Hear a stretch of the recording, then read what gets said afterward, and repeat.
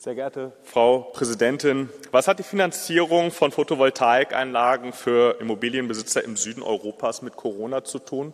Richtig, gar nichts. Aber trotzdem wurden solche Maßnahmen durch den im Volksmund Corona-Fonds genannten RFF finanziert. Häuser wurden zu 100% steuerfinanziert, klimagerecht saniert, 10% gab es für die Banken obendrauf. Finanzpolitischer Wahnsinn, den deutsche Steuerzahler mit 133 Milliarden Euro finanzieren mussten.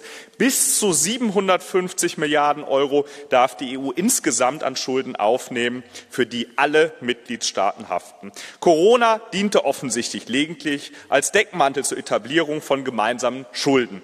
Die EU schafft stets Präzedenzfälle, die eigentlich eine einmalige Ausnahme sein sollten. Doch daraus wird dann im Regelfall ein dauerhafter Mechanismus. Nicht nur im Draghi-Bericht wurde ja bereits gefordert, dauerhaft gemeinsame Schulden aufzunehmen, was im vorliegenden Bericht ebenfalls positiv Erwähnung findet.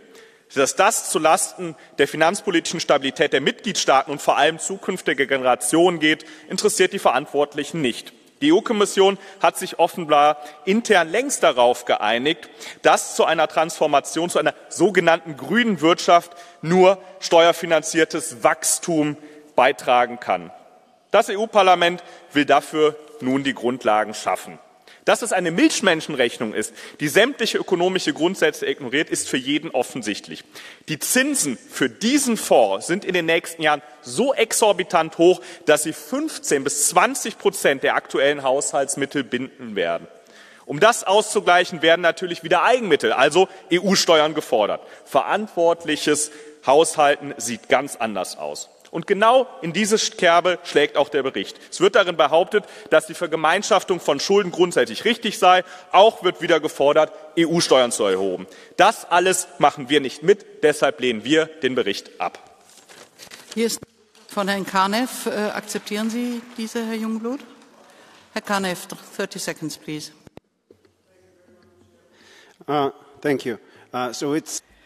Vielen Dank. Es ist das zweite Mal, dass ich aus der ESN-Fraktion höre, dass der IMF irgendwie die Schuldenlast in Europa stark in die Höhe getrieben hat. Aber ich schaue mir Fakten und Zahlen an. Ich sehe, während Covid und danach sind unsere Schulden viel langsamer in die Höhe gestiegen als bei den Chinesen und in den USA. Jetzt liegen wir unter den chinesischen Schulden und wir liegen weit unter den USA.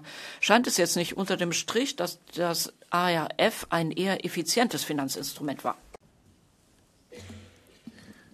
Ja, sehen Sie, wir lehnen grundsätzlich Schulden seitens der EU ab und Sie können das nicht losgelöst betrachten, sondern Sie müssen natürlich als EU einmal die Schulden, die die EU macht und der jeweiligen Mitgliedstaaten betrachten.